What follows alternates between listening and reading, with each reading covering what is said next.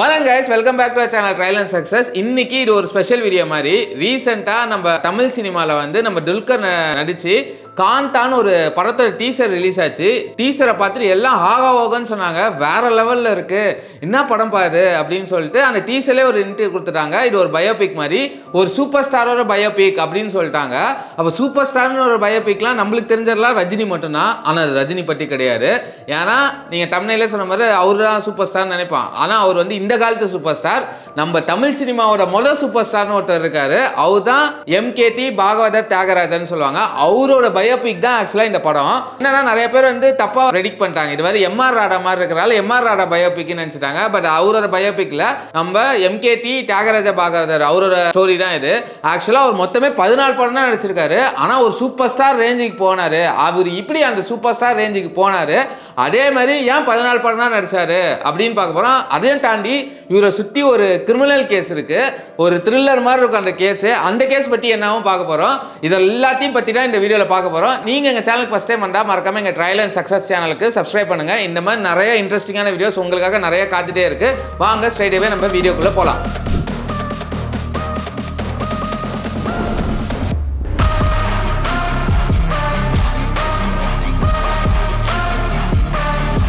இவர் தான் தமிழ் சினிமாவின் மொதல் சூப்பர் ஸ்டார்னு சொல்லலாம். ஆக்சுவலாக அதுக்கப்புறம் தான் நம்ம ரஜினி எல்லாமே சொல்லியிருக்கோம். எம்ஜிஆர் ரஜினி எல்லாமே அதுக்கடுத்து வந்துடுறான்.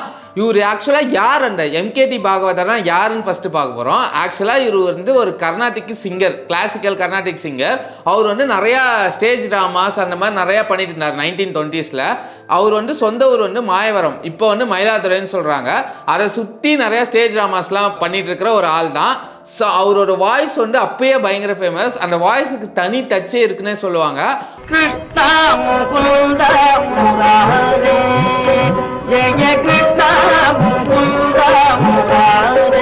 அப்போ ஒரு ஸ்டேஜ் ப்ரோக்ராம் பவளக்குடின்னு ஒரு ஸ்டேஜ் ப்ரோக்ராம் போட்டுருந்தாரு. அப்போ ஒரு ஃபேமஸான டேரக்டர் சுப்பிரமணியம் சொல்லிட்டு ஒரு தமிழ் டேரக்டர் அவர் பார்க்குறாரு. பார்த்துட்டு அவரோட சாங்ஸ், அவரோட ஆக்டிங் ஸ்டைலை பார்த்து மைட்டி இம்ப்ரெஸ் ஆகிட்டார். இம்ப்ரெஸ் ஆனோடனே அவர்கிட்ட ஸ்ட்ரெயிட்டாக போகிறார். உங்களை நான் தமிழ் சினிமா கூப்பிட்டு போகிறேன், ஆக்டராக உன்னை ஆக்குறேன் அப்படின்னு சொல்லி அவரை மெட்ராஸுக்கு கூப்பிட்டு போகிறாரு. அவருக்கு சில ட்ரைனிங்ஸ், அந்த ஆக்டர்லாம் ஆகணும்னா சில இதெல்லாம் இருக்க, சிலம்பம் சில அந்த மாதிரி ட்ரைனிங்ஸ்லாம் நிறையா சொல்லி கொடுக்குறாரு.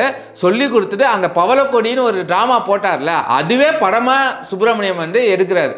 அந்த படம் தான் நம்ம லான்ச் பண்ணுற, நம்ம எம்கேடி லான்ச் பண்ணுற ஒரு படம் பவளக்குடின்னு சொல்லிட்டு 1934 அந்த படம் ரிலீஸ் ஆச்சு.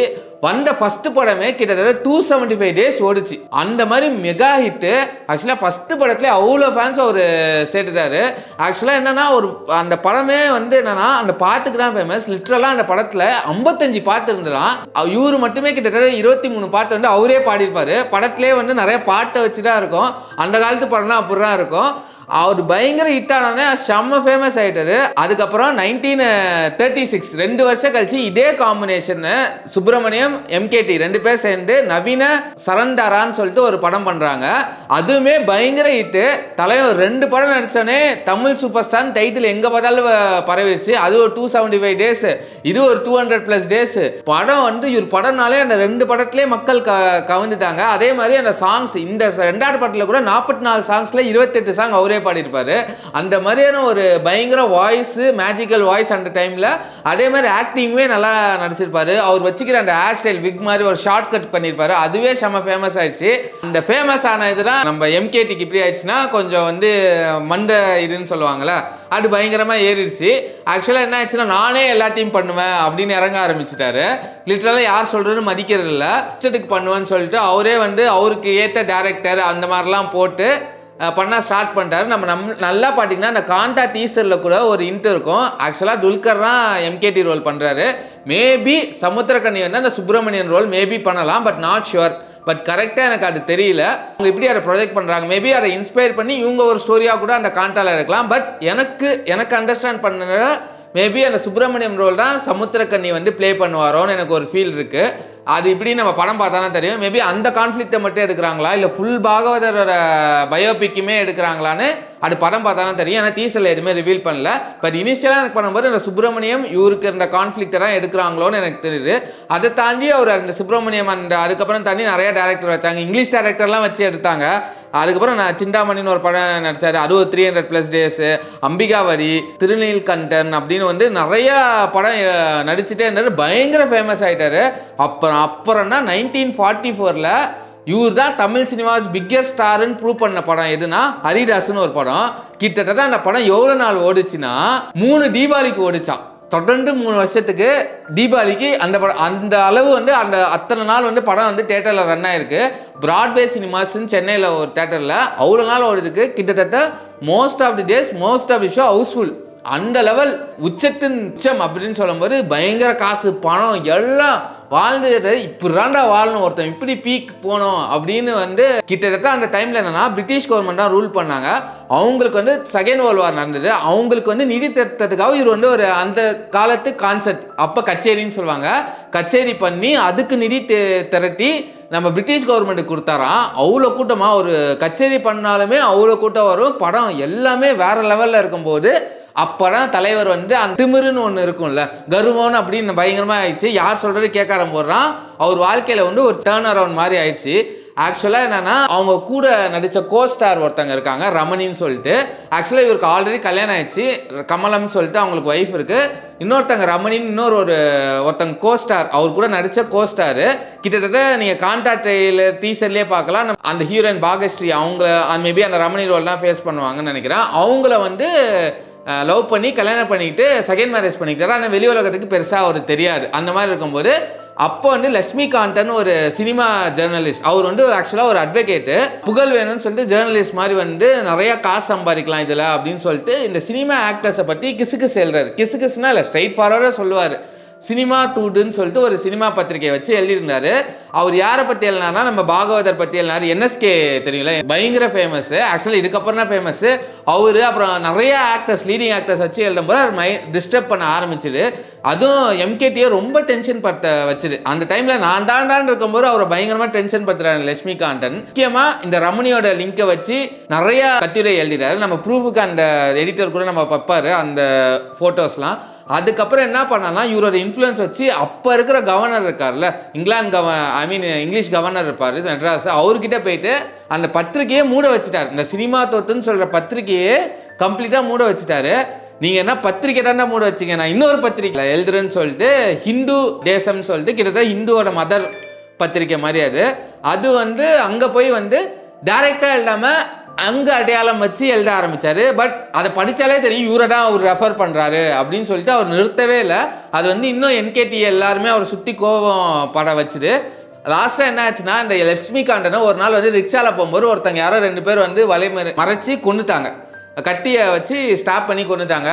அவர் என்ன பண்ணார்னா அப்படியே போய் போலீஸ் ஸ்டேஷனில் வந்து யார் மேலே டவுட் இருக்கோ எல்லாரையும் ரிட்டன் கம்ப்ளைண்டாக எழுதி போயிட்டு ஹாஸ்பிட்டலில் போயிட்டாரு. ஹாஸ்பிட்டலில் மறுநாள் வந்து இறந்துட்டார்.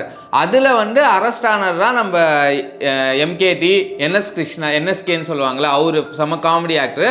அப்புறம் இன்னொரு டேரக்டர், ஒரு ராமுலுன்னு சொல்லிட்டு ஒரு டேரக்டர், 3 பேரையும் அரெஸ்ட் பண்ணுறாங்க. இவங்க தான் மேஜர் கல்பிட்டாக இருக்குன்னு. பட் என்ன ஆகுனா ராமுலு அந்த டேரக்டர் மட்டும் ஜாமீன் வாங்கிறார், அவருக்கு இவருக்கு தொடர்பு இல்லைன்னு. பட் NSKயும் இவரையும் வந்து பிடிச்சிடுறாங்க. இவன்டோ எவிடன்ஸ் வந்து சாலிடாக இல்லை. இவருக்கு ஆதரவாக நம்ம ராஜாஜி இருக்கார்ல அவர்தான் வந்து இவருக்கு சார்பாக வந்து இறங்குறாரு கோர்ட்டில். அப்பயுமே வந்து எவிடன்ஸ் இல்லாத போதுமே இவரை வந்து ஸ்டே பண்ணிட்டு தான் இருந்தாங்க. 3 வாரம் இருந்தார், 3 மாதம் ஆயிடுச்சு.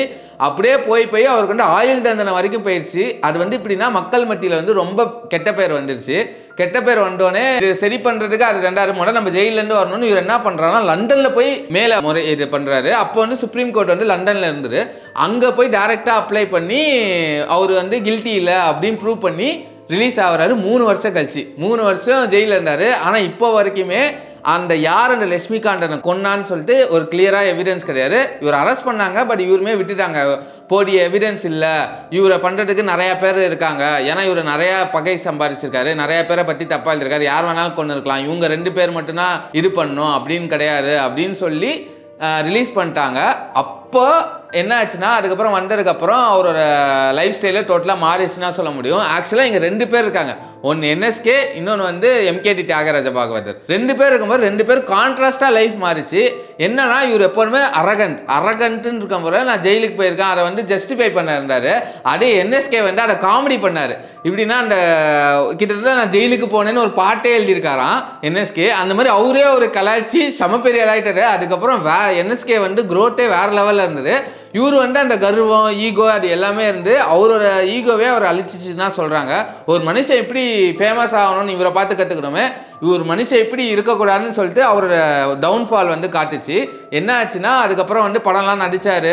எந்த படமும் வரல. கிட்டத்தட்ட எல்லா வச்சிருந்த காசு எல்லாத்தையுமே அந்த படத்தில் இந்த கோர்ட்டு ஹியரிங்க்கு எல்லாத்துக்குமே செலவு பண்ணி கிட்டத்தட்ட தெருவுக்கிட்ட வந்துட்டார். அப்போ என்ன ஆகுனா சரி போன்னு சொல்லிட்டு திருப்பி வந்து அவரோட சொந்த ஊரான மயிலாதுரை போயிட்டு அங்கே வந்து தர்மபுரம் ஆதீனம் இருக்குது. அவங்கக்கிட்ட வந்து நான் பக்தி பாடல்கள் பாடுறேன், கச்சேரிகள் பாடுறேன்னு சொல்லி ஃபுல்லாக கிளாசிக்கலில் ஏறி அவரோட ஒரு நாள் சோத்துக்கே வந்து இந்த மாதிரி திருப்பியும் பழைய நிலைமைக்கு போய் அப்படி ஆயிடுச்சு.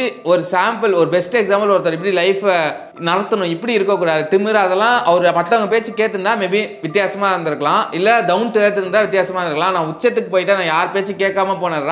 அவர் டவுன்ஃபால். இன்னொரு மிகப்பெரிய டவுன்ஃபால் என்னன்னா அவர் போயிட்டு வந்த அந்த பீரியட்ல தான் தமிழ் சினிமா வந்து டிரான்சிஷன் நடந்துச்சு. எம்ஜிஆர் வந்தார், சிவாஜி கணேசன் வந்தார், கருணாநிதி, அண்ணாதுரை அவங்களாம் டைலாக்ஸ் எழுதி சினிமாவோட டெக்ஸ்டரே மாறிடுச்சு. இந்த பாட்டு அவர் டிப்பிக்கல் ஒரு ஃபார்மேட் இருக்குல்ல அதை வந்து அவர் திருப்பி அதே அடாப்ட் பண்ணனால அவர் வந்து சோபிக்கல. அதான் உண்மை. அதே என்எஸ்கே வந்து அந்த அடாப்ஷனை கரெக்டாக கண்டுபிடிச்சி அதை யூஸும் பண்ணிட்டார். அவர் ஜெயில் போனதை அதை அவர் பயங்கரமாக யூஸ் பண்ணி வேற லெவலில் அவர் அங்கே போயிட்டார். பட் இவர் வந்து அதை யூஸ் பண்ணல. லிட்ரலாக சொல்லப்போனால் அந்த ஜெயில் மட்டும் அவர் அப்டேட் பண்ணலன்னு ஒரு ரீசன். அப்புறம் நான் சொல்கிறதான் கரெக்டு அப்படின்னு ஒரு ஸ்டாண்ட் பாயிண்டில் இருந்தார்.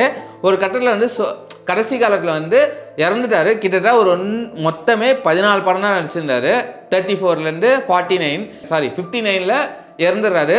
49 வயசில் டயாபெட்டிக்ஸ் ப்ராப்ளம் வந்து அதை தாண்டி நிறையா ஏஜ் ரிலேட்டட் இஷ்யூ வந்தோடனே அவர் வந்து உடம்பு சரியாமல் 59லே 49 வயசில் வந்து திருச்சியிலே இறந்துடுறாரு. இப்போ கூட அவருக்கு வந்து சமாதி வந்து திருச்சியில் தான் இருக்குது. ஒரு சூப்பர் ஸ்டாராக இருந்து அப்புறம் இப்படி ஒருத்தர் ஒரு இஷ்யூவில் மாற்றி இப்படி டவுன்ஃபால் ஆகி அப்கிரேட் பண்ணாமல் டவுன்ஃபால் ஆகுற ஒரு பயங்கரமான கதை தான். அதை பற்றி தான் இந்த காந்தா இருந்ததுன்னா நல்லாவே இருக்கும். அது இந்த ஸ்ரீ த்ரில்லர் மாதிரி அந்த கொலை சம்மந்தமாக போனால் கூட நல்லா இன்ட்ரெஸ்டிங்காக இருக்கும். பட் அவங்க எதை பர்டிகுலராக யூஸ் பண்ணுறாங்க, இல்லை அவங்க அதை வச்சு அவங்க துணைக்கடை எழுதி ஒரு இமேஜினரி ஸ்டோரி எழுதி பண்ணுறாங்களான்னு அந்த படம் பார்த்தா தான் தெரியும். பட் ஆஸ் அ ஸ்டோரியாக ஒரு ஃபஸ்ட் சூப்பர் ஸ்டாரோட ஒரு ஸ்டோரியாக முடிஞ்ச அளவு ஷார்ட்டாக கொஞ்சம் புரிகிற மாதிரியும் சொல்லியிருக்கேன்னு நம்புகிறேன். உங்களுக்கு அவ்வளோ இன்ட்ரெஸ்டிங்காக இருந்தால் அவரை பற்றி நிறைய ஆர்டிகல்ஸ் எல்லாமே நிறையா அவைலபிள் இருக்குது, வீடியோஸ் இருக்குது. அவரை பற்றி ரிசர்ச் பண்ணவங்க எல்லாம் டைம் கிடச்சா போய் பாருங்கள். இதிலே முக்கால்வாசி நான் எல்லாத்தையுமே சொல்லிட்டேன். இதை தாண்டி எதுவுமே அவரை பற்றி கிடையாது. உங்களுக்கு இந்த வீடியோ பிடிச்சிருந்தா மறக்காமல் எங்கள் ட்ரையல் செக்ஷன் சேனலுக்கு சப்ஸ்கிரைப் பண்ணுங்கள். இதே மாதிரி வீடியோஸ் உங்களுக்காக காத்துட்டே இருக்குது. மறக்காமல் லைக் பண்ணுங்கள், கமெண்ட் பண்ணுங்கள். ரொம்ப பிடிச்சிருந்தா மறக்காமல் உங்கள் ஃப்ரெண்ட்ஸ் அண்ட் ஃபேமிலிக்கு ஷேர் பண்ணுங்கள். இதே மாதிரி வீடியோஸ் உங்களுக்காக நிறையா வந்துகிட்டே இருக்குது. அடுத்த வீடியோவில் பார்க்குற வரைக்கும் பாய்.